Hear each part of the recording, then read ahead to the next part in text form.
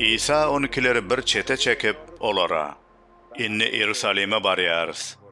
Peygamberlerin insan oğlu hakda yazanlarının ählisi berjay bolar. Ol keteki milletlerin eline tavşırlar. Olar onu maskaralap kemsiderler. Üstüne tüykürerler.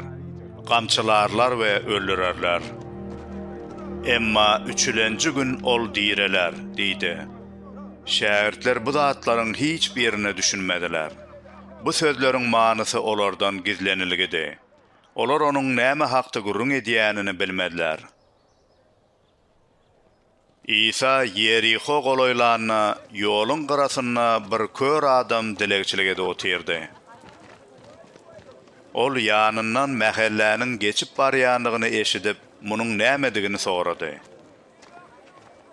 Oňa, Nasaraly İsa geçip barýar, diýip habar berdiler.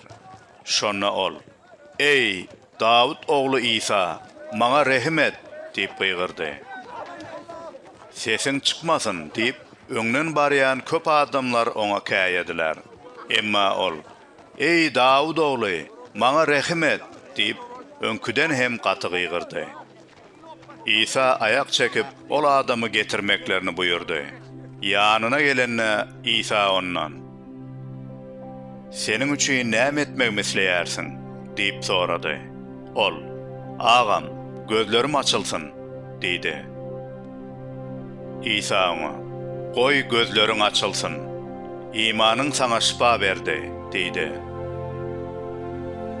Şo bada bu adamın gözleri açıldı ve ol hem Hudaýy şöhratlandyryp İsa'nın ýzyna düşüp gidiverdi. Muny gören ähli halk Hudaýy alkyşlady.